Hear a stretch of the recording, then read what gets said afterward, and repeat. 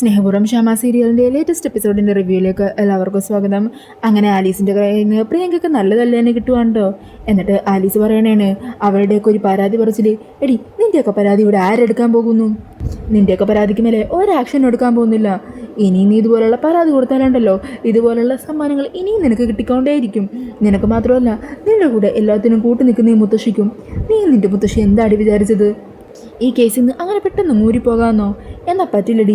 നീയൊക്കെ ഇവിടെ നിന്ന് റിമാൻഡ് കഴിഞ്ഞൊന്ന് പുറത്തു പോകുന്നത് എനിക്കൊന്ന് കാണണം. അങ്ങനെ നിങ്ങൾ പുറത്തിറങ്ങി കഴിഞ്ഞിട്ടുണ്ടെങ്കിലുണ്ടല്ലോ ഞങ്ങളും നിങ്ങളുടെ പിന്നാലെ വരും. രണ്ടിനെ മടിച്ചൊതുക്കി ഏതെങ്കിലും കിണറ്റിലോ കായലിലോ കെട്ടി താഴ്ത്തും. ഇനി ഇതുപോലെ നിൻ്റെയൊക്കെ വേഷം കെട്ടുകളായിട്ട് ഞങ്ങളുടെ അടുത്തേക്ക് വന്നു പോകരുത്. വെല്ലുവിളിയായിട്ട് വന്നാലുണ്ടല്ലോ മുത്തശ്ശിയും കൊച്ചുമോളും കൂടി ഞങ്ങളുടെ തനി സ്വഭാവം അറിയും. അവളുടെയൊക്കെ ഒരു പരാതി പറച്ചിൽ അങ്ങോട്ട് മാറി നിൽക്കടി. അങ്ങനെ അവരുടെ മട്ടും ഭാവമൊക്കെ കണ്ട് ഭയന്ന് വരച്ച് പ്രിയങ്കയും മുത്തശ്ശിയും അവിടെ നിന്നും പായെടുത്ത് ഒരു മൂലക്ക് പോയിരിക്കുവാണ് കേട്ടോ. ഈ സമയം മുത്തശ്ശിയും അതൊക്കെ കണ്ട് പേടിച്ചിരിക്കുവാണ്. എന്നിട്ട് പ്രിയങ്കയോട് പറയണേ, അതെ ഇനി അവരോട് ഒരു വെല്ലുവിളിക്കും നിൽക്കണ്ട കേട്ടോ, അല്ലെങ്കിൽ ഇനി നിനക്ക് കിട്ടിയ പോലെ അടുത്തത് എനിക്കായിരിക്കും കിട്ടാൻ പോകുന്നത്. അങ്ങനെ പറഞ്ഞ് ഭയന്നിരിക്കുവാണ് മുത്തശ്ശി. പിന്നീട് കാണിക്കുന്നത് അമ്പലത്തിലെ പ്രസാദം രാധയുടെ വായിലേക്ക് വെച്ച് കൊടുക്കുന്ന ശ്യാമേനെയാണ് കേട്ടോ. അതിനെ ഈ കാഴ്ച കണ്ട് സന്തോഷത്തോടെ നോക്കി നിൽക്കുവാണ് വരണം അമൃതയുമൊക്കെ. ഈ സമയം രാധികയും പായസം കൊടുത്ത് ക്ഷമയുടെ വായിലേക്ക് വെച്ച് കൊടുക്കുന്നുണ്ട്. അങ്ങനെ അമ്മയുടെ മോളുടെ ആ സ്നേഹപ്രകടനമൊക്കെ കണ്ട് അവരുടെ സന്തോഷമൊക്കെ. എത്ര നാളായി ഇങ്ങനൊരു കാഴ്ച കാണാൻ ഞങ്ങൾ ആഗ്രഹിച്ചിരിക്കുന്നു. അവസാനം ഞങ്ങൾക്ക് ഈ കാഴ്ച കാണാൻ പറ്റിയല്ലോ. ഇതിലും വലിയ സന്തോഷം ഞങ്ങൾക്ക് ഇനി എന്താ കിട്ടാനുള്ളത് അല്ലേ അമൃത മാഡം? പിന്നെ അല്ലാതെ അമ്മയും മോളെ ഇങ്ങനെ ഒന്നിച്ചിരിക്കുന്നത് ഇത്ര പെട്ടെന്ന് കാണാൻ പറ്റുമെന്ന് ഞാനും വിചാരിച്ചില്ല. എല്ലാം നന്നായിട്ട് തന്നെ അവസാനിച്ചു. ഈ സമയം ക്ഷമ പറയുന്നുണ്ട്, സത്യം പറഞ്ഞാൽ ഇങ്ങനൊരു അവസരത്തിനുള്ള വഴിയൊരുക്കി തന്നത് നിങ്ങൾ രണ്ടുപേരോടോ? നിങ്ങളോട് രണ്ടുപേരോടും എത്ര നന്ദി പറഞ്ഞാലും മതിയാവില്ല. എൻ്റെ മോള് ഇപ്പോൾ എൻ്റെ തൊട്ടരികിലുണ്ട്. അവളെ എനിക്ക് യാതൊരു മറയില്ലാതെ മനസ്സ് തുറന്ന് സ്നേഹിക്കാം. ഈ സമയം വരൻ പറയണേ, എന്താണെങ്കിലും തൽക്കാലം കുറച്ചു നേരം അമ്മയും മോളും ഒന്ന് ഒറ്റയ്ക്കിരിക്കട്ടെ. അവർക്കിടയിൽ നമ്മളൊരു ശല്യമായി മാറണ്ട അല്ല അമൃത മാഡം. നമുക്ക് തൽക്കാലം കുറച്ചങ്ങോട്ടേക്ക് മാറി നിൽക്കാം. അന്നേരം ക്ഷമ പറയുന്നുണ്ട്, അതിൻ്റെ ഒന്നും ആവശ്യമില്ല, നിങ്ങൾക്ക് ഇവിടെ നിൽക്കാം. എന്നാലും വേണ്ടല്ലേ, നിങ്ങൾ രണ്ടുപേരും നിങ്ങളുടെ നിമിഷങ്ങൾ ആസ്വദിക്ക്. അങ്ങനെ പറഞ്ഞ് വരണോ അമൃതയും കുറച്ചങ്ങോട്ട് മാറി നിൽക്കുവാണ്. ഈ സമയം രാധിക പറയുന്നുണ്ട്, സത്യം പറഞ്ഞാൽ കുട്ടിക്കാലം മുതലേ അമ്മയെക്കുറിച്ചുള്ള ഒരു നിഴലിൻ്റെ ഓർമ്മ മാത്രമേ എനിക്കുള്ളൂ. ചില സമയത്തൊക്കെ എൻ്റെ സ്വപ്നത്തിൽ അമ്മയുടെ ഒരു നിഴൽ വരും. ആ നിഴലിൽ ഞാൻ കെട്ടിപ്പിടിച്ച് കിടന്നുറങ്ങിയിട്ടൊക്കെ ഉണ്ട്. അത്രയ്ക്ക് ആഗ്രഹം ഉണ്ടായിരുന്നു കുഞ്ഞുനാളിലേക്ക് എനിക്ക് എൻ്റെ അമ്മയൊന്ന് കാണാൻ. പിന്നീട് വളർന്നുകൊണ്ടിരുന്നപ്പോഴും ആഗ്രഹം കൂടി കൂടി വന്നതേ ഉള്ളൂ. സത്യം പറഞ്ഞാൽ അമ്മയോട് ഇപ്പോൾ ഞാനൊരു മാപ്പ് പറയുക. ഞാൻ അമ്മയോട് അങ്ങനെയൊക്കെ സംസാരിച്ച് പോയതിന്. അന്നേരം രാധികയോട് ക്ഷമ പറയണേ, അതിന് മോളെന്തിനാ മാപ്പ് പറയുന്നത്? അമ്മ അനുഭവിച്ചതിനേക്കാളും കൂടുതൽ വേദന എൻ്റെ മോൾ ഇത്ര നാളുകൊണ്ട് അനുഭവിച്ചില്ലേ? മോള് അനാഥ എന്നുള്ള പേരും കുറ്റപ്പെടുത്തലും ഒക്കെ കേട്ടില്ലേ? അമ്മക്ക് അങ്ങനെ ഒരു വാക്കുകൾ കേൾക്കേണ്ടി വന്നില്ലല്ലോ. അമ്മ അനുഭവിച്ച സങ്കടങ്ങളെക്കാളും എത്രയോ വലുതാണ് മോൾ അനുഭവിച്ചത്. അതിൻ്റെ ഒരു സങ്കടം കൊണ്ടല്ലേ എൻ്റെ മോൾ അങ്ങനെ പറഞ്ഞത്. അവസാനം നീ അമ്മയെ തേടി വന്നില്ലേ? അമ്മയെ അംഗീകരിച്ചില്ലേ? അത് മതി അമ്മയുടെ മനസ്സ് നിറയാനായിട്ട്. അങ്ങനെ പറഞ്ഞ് രാധികയെ നെഞ്ചോട് ചേർക്കുവാണ്ടോ ശ്യാമ. ഈ സമയം രാധിക ചോദിക്കുന്നുണ്ട്, അമ്മേ എൻ്റെ കൂടെ ഒരു സ്ഥലം വരെ വരുമോ? പിന്നല്ലാതെ മോളെ വിളിച്ച് ഞാൻ എവിടെയും വരില്ലേ. പിന്നീട് കാണിക്കുന്നത് വീണ്ടും ജയിലാണ് കേട്ടോ. അവിടെ പ്രിയങ്കേനെ ആലീസും കൂട്ടരും ചേർന്ന് തലങ്ങും വിലങ്ങോട്ട് തല്ലുവാണ്. പ്രിയങ്കയെ താഴ്ത്തിട്ട് ചവിട്ടി കൂട്ടുവാണ് കേട്ടോ ആലീസ്. ഈ സമയം ഇത് കണ്ട സുകുമാരി അലറി വിളിക്കണേ, അയ്യോ എൻ്റെ കുഞ്ഞിനൊന്നും ചെയ്യല്ലേ, ഞങ്ങൾ വെറുതെ വിട്ടേക്ക്, എൻ്റെ കുഞ്ഞിനെ ഉപദ്രവിക്കല്ലേ എന്നൊക്കെ പറഞ്ഞ് ഭയങ്കര കരച്ചിലും ബഹളമൊക്കെ ഉണ്ടോ. ഈ സമയം പ്രിയങ്കയാണെങ്കിൽ അവരുടെ ആട്ടും തുപ്പും തൊഴിയൊക്കെ കൊണ്ട് ആകെ ആവശ്യമായിട്ട് അവിടെ നിലത്ത് കിടക്കുവാണ്. ഈ സമയം അവരാണെങ്കിൽ നിർത്തുന്നില്ല കേട്ടോ. പ്രിയങ്കയ്ക്കിട്ട് വീണ്ടും പെരുമാറിക്കൊണ്ടിരിക്കുക. അങ്ങനെ ബഹളമൊക്കെ കേട്ട് അവിടുത്തെ സൂപ്രണ്ടും പോലീസുകാരിയൊക്കെ അങ്ങോട്ടേക്ക് വരുക. എന്താ ആലീസേ, എന്താ ഈ കാണിക്കുന്നേ, നിർത്തും, ഇങ്ങോട്ട് വന്നേ എന്നും പറഞ്ഞ് മൂന്നെണ്ണത്തിനെയും പുറത്തേക്ക് പറഞ്ഞു വിടുവാണ്. എന്നിട്ട് സൂപ്രണ്ട് പ്രിയങ്കയുടെ മുത്തശ്ശിയോട് ചോദിക്കണേ, നിങ്ങൾ വന്ന് കയറിയപ്പോൾ തൊട്ട് ഓരോ പ്രശ്നങ്ങൾ ഉണ്ടാക്കുവാണല്ലോ, നിങ്ങൾ ഈ ജയിലിലെ സമാധാനത്തോട് വിടാൻ സമ്മതിക്കില്ല അല്ലേ? അന്നേരം മുത്തശ്ശി പറഞ്ഞേ, അതിന് ഞങ്ങൾ എന്ത് ചെയ്തിട്ടാ? ദേ ഇവിടെയുള്ള ആ പൂതനങ്ങളുണ്ടല്ലോ, അവളന്മാർ ഞങ്ങളോട് ചെയ്ത ദ്രോഹങ്ങളൊന്നുമില്ല. ഞങ്ങളവറ്റകൾക്ക് കണ്ണെടുത്താൽ കണ്ടുകൂടാ. വെറുതെ ഏത് നേരവും ഞങ്ങൾ ഉപദ്രവിച്ചുകൊണ്ടിരിക്കും. അന്നേരം സൂപ്രണ്ട് പറയണേ, ചുമ്മാ അതൊന്നും അല്ലല്ലോ, രണ്ടിൻ്റെ പ്രവൃത്തികൾ അങ്ങനെയുള്ളതല്ലേ സാറേ. ഞങ്ങൾ എങ്ങനെയെങ്കിലും ഒന്ന് ഹോസ്പിറ്റലിൽ കൊണ്ടുപോകും, ദേഹാസകലം വേദനയാണ്. അങ്ങനെ ഹോസ്പിറ്റലിലേക്ക് കൊണ്ടുപോകാനുള്ള മാത്രം പരിക്കാളൊന്നും നിങ്ങൾക്ക് സംഭവിച്ചിട്ടില്ല.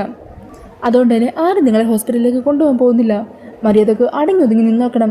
അങ്ങനെ പറഞ്ഞ് ലോക്കപ്പും ക്ലോസ് ചെയ്ത് അവരവിടെ നിന്നും പോകുവാണ് കേട്ടോ. ഈ സമയം പ്രിയങ്കയാണെങ്കിൽ മുത്തശ്ശിയോട് ദേഷ്യപ്പെടണേ, മുത്തശ്ശി എൻ്റെ ഈ അവസ്ഥയ്ക്ക് എല്ലാത്തിനും കാരണം വരണിൻ്റെയും രാധികയുടെ ജീവിതം തകർക്കാമെന്ന് പറഞ്ഞ് നടന്നിട്ട് തകർന്നിട്ടിപ്പോൾ എൻ്റെ ജീവിതമാണ്. അവിടെ വരണിൻ രാധികയും പുറത്ത് സന്തോഷമായിട്ട് ജീവിക്കുന്നു. ഞാനിവിടെ ജയിലിലെ കുറ്റവാളികളുടെയും പോലീസുകാരുടെയും ആട്ടും തുപ്പും തൊഴിലൊക്കെ കേട്ട് നരകിക്കുന്നു. മുത്തശ്ശിക്കിപ്പോൾ സമാധാനമായല്ലോ. അതേക്കുന്നത് മുത്തശ്ശി വരണേ. കൊള്ളാടി കൊള്ള, നീ തന്നെ എന്നോട് ഇങ്ങനെയൊക്കെ പറയണം. ഒന്നുമില്ലെങ്കിലും ഈ വയസ്സാങ്കാലത്ത് വല്ലതാ രാമനാമം ജപിച്ച് വീട്ടിലിരിക്കേണ്ട ഞാനായിരുന്നു.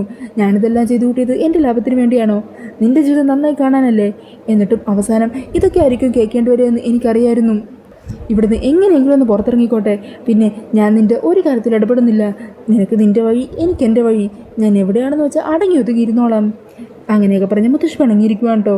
അതുകൊണ്ട് പ്രിയങ്ക പറയണേ, മുത്തശ്ശിക്ക് സങ്കടമായോ? എനിക്ക് ആ തല്ലി കിട്ടിയ വേദനയിലും മറ്റും ദേഷ്യത്തിലൊക്കെ ഞാൻ അങ്ങനെ പറഞ്ഞു പോയതാണ്. സോറി മുത്തശ്ശി. പിണക്കം മാറിയില്ലേ? സോറി പറഞ്ഞില്ലേ മുത്തശ്ശി എന്ന് പറഞ്ഞ പ്രിയങ്ക മുത്തശ്ശീനെ സോപ്പിടാനൊക്കെ ശ്രമിക്കുവാണ് കേട്ടോ. പിന്നീട് കാണിക്കുന്നത് ആറ്റുവശ്ശേരിയാണ്. അവിടെ അടുക്കളയിൽ പാചകമൊക്കെ ചെയ്തുകൊണ്ടിരിക്കുമായിരിക്കോട്ടോ യശോദ. ഈ സമയം ആരോ കോളിംഗ് അടിക്കുന്നവരുണ്ട്. യശോദ അവിടെ നിന്നും പുറത്തേക്ക് ഇറങ്ങി വന്ന് വാതിൽ തുറന്ന് നോക്കുവാണ്. അന്നേരം മുമ്പിൽ നിൽക്കുന്നത് ശ്യാമയായിരിക്കും. പെട്ടെന്ന് ശ്യാമയെ കാണുന്നതും രാധികയാണെന്ന് തെറ്റിദ്ധരിച്ച് ആ മോളെ എന്നും പറഞ്ഞ് വിളിക്കുവാണ്ടോ യശോദ. അന്നേരം ശ്യാമ പറയണേ, ഞാൻ ഗായിക ശ്യാമയാ. അതേക്കുന്നതും യശോദ അത്ഭുതപ്പെടണേ. അയ്യോ മാഡം, ഞാൻ ദേവേട്ടനെ വിളിക്കാം എന്നും പറഞ്ഞ് അകത്തേക്ക് ഓടുകയാണ് കേട്ടോ യശോദ. അങ്ങനെ യശോദ നേരെ ദേവൻ്റെ അടുക്കിലേക്ക് ചെല്ലുക. ദേവേട്ട ഒന്ന് വന്നേ. പുറത്താരാ വന്ന് നിൽക്കുന്നതെന്ന് നോക്കിയേ. ആരാടോ താനെന്തെങ്കിലും വെപ്രാളപ്പെടുന്നത്? എൻ്റെ ദേവേട്ട, പുറത്തെ ഗായിക ശ്യാമ വന്ന് നിൽക്കുന്നുണ്ട്. ശ്യാമ നമ്മുടെ വീട്ടിലോ? അതെന്നെ, ഇങ്ങ് വാ. അങ്ങനെ ദേവനെയും കൂട്ടി യശോദ അങ്ങോട്ട് വരാന്തിൻ്റെ അങ്ങോട്ടേക്ക് ചെല്ലുമ്പോഴായിരിക്കോട്ടോ അവിടെ നിൽക്കുന്ന ശ്യാമേനെ കാണുന്നത്. ദേവനും ആ ശ്യാമയെ കണ്ട് അത്ഭുതപ്പെട്ട് ഇങ്ങനെ നോക്കിക്കൊണ്ട് നിൽക്കുക. അല്ല മാഡം ഇവിടെ? ഈ സമയം ശ്യാമ പറയണേ, എന്താ രണ്ടാളും എന്നെ ഇങ്ങനെ കണ്ട് അത്ഭുതത്തോടെ നോക്കുന്നത്? എനിക്ക് നിങ്ങളോട് കുറച്ച് സംസാരിക്കാനുണ്ട്. അകത്തേക്ക് ഇരിക്കാമല്ലോ അല്ലേ? അങ്ങനെ ശ്യാമ അകത്ത് കയറിയിരിക്കുന്നുണ്ട്. ഈ സമയം ശ്യാമ ദേവൻ്റെ യശോദയുടെ മുഖത്തേക്ക് നോക്കിയിട്ട് ചോദിക്കണേ, എന്തു പറ്റി? എന്തൊരു ഭയമുള്ള പോലെ. എന്നെ കണ്ടാൽ ഭയപ്പെടേണ്ട കാര്യമുണ്ടോ? എന്നെ ഇതിനു മുമ്പ് കണ്ടിട്ടുണ്ടോ നിങ്ങൾ? ഞാനിവിടെ വന്നതിൻ്റെ കാര്യം പറയാം. വർഷങ്ങൾക്ക് മുമ്പ് എനിക്കൊരു പെൺകുഞ്ഞ് ജനിച്ചു. എന്നാൽ ഞാൻ ജനിച്ച അതേ ദിവസം തന്നെ എനിക്ക് അവളെ നഷ്ടപ്പെട്ടു. എൻ്റെ കയ്യിൽ നിന്ന് അവളെ ചില ദുഷ്ടന്മാരെ പിടിച്ചുകൊണ്ടുപോയി. അവളെ തേടി അറിയാത്ത സ്ഥലങ്ങളില്ല.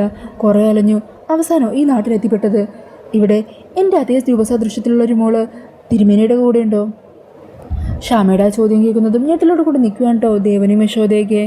ഈ സമയം ശ്യാമ പറയുന്നുണ്ട്, എൻ്റെ നഷ്ടപ്പെട്ടു പോയ കുഞ്ഞിനെ എടുത്തു വളർത്തിയത് തിരുമേനിയാണോ? അവർ ഒരു പുഴയിലേക്ക് ഒരു കുട്ടവഞ്ചിയിലാക്കിയ എൻ്റെ മോളെ ഒഴുക്കിവിട്ടത്. അങ്ങനെയാണോ തിരുമേനിയുടെ മകളെ കിട്ടിയത്?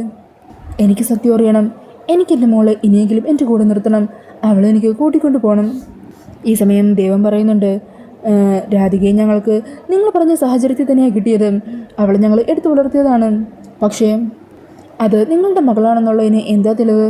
ഈ സമയം യശോദയും പറയണേ, അതെ മാഡം ഇപ്പോൾ ഇങ്ങനെ ഓരോ നഷ്ടപ്പെട്ടു പോയ കഥയൊക്കെ പറഞ്ഞു വന്നാലും അവളെ ഞങ്ങൾ എടുത്തു വളർത്തിയതാണെങ്കിൽ അവൾ ഞങ്ങളുടെ സ്വന്തം മകൾ തന്നെയാണ്.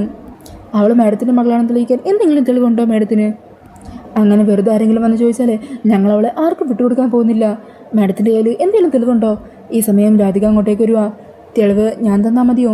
അങ്ങനെ പറഞ്ഞ് ശ്യാമിൻ്റെ അരികിലേക്ക് പോയി ചേർന്ന് നിൽക്കുവാണ്. എന്നിട്ട് ചോദിക്കണേ, ഞങ്ങൾ രണ്ടാളും ഇപ്പോൾ ഒരുമിച്ച് നിൽക്കുന്നത് കണ്ടിട്ടും എൻ്റെ അമ്മയാണ് ഈ നിൽക്കുന്നതെന്ന് അച്ഛനും അമ്മയ്ക്ക് നിഷേധിക്കാൻ തോന്നുന്നുണ്ടോ?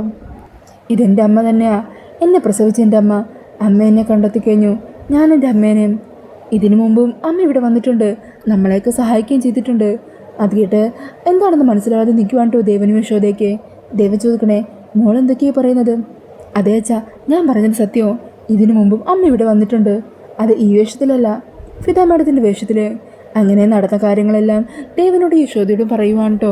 അതെല്ലാം കേട്ട് വിശ്വസിക്കാനാവാതെ കണ്ണുകൾ നിറഞ്ഞ് അതെല്ലാം കേട്ടുകൊണ്ട് നിൽക്കുവാണ് ദേവനും യശോദയും ഒക്കെ. അതൊക്കെ കേട്ടിട്ട് ദൈവം പറയണേ, ഇത്രയും നാൾ എൻ്റെ മോള് അനാഥയാണെന്ന് പലരും പറഞ്ഞ് അവളെ അധിക്ഷേപിച്ചിരുന്നു. എന്നാൽ ഇനിയിപ്പോൾ ആരും പറയില്ലല്ലേ? എല്ലാത്തിലും യോഗ്യയായിട്ടുള്ള ഒരമ്മ തന്നെയല്ലേ അവളെ പ്രസവിച്ചത്. മാഡത്തിൻ്റെ മകളാണ് അവളെന്നറിഞ്ഞതിൽ ഞങ്ങൾക്ക് സന്തോഷമേ ഉള്ളൂ. മാഡത്തിൻ്റെ കൂടെ അവളെ അയക്കുന്നതിൽ ഞങ്ങൾക്ക് എതിർപ്പുണ്ടായിട്ടല്ല. അവളെ ഞങ്ങൾ അത്രയധികം സ്നേഹിച്ചു പോയി. രാധിക മോള് ഞങ്ങളുടെ മകൾ തന്നെയാണ്. അന്നേരം യശോദയുടെ അരികിലേക്ക് ശ്യാമ ചെന്നിട്ട് പറയണേ, അതെ രാധികയുടെ മനസ്സിൽ ഏറ്റവും വലിയ രൂപമാണ് യശോദക്കുള്ളത്.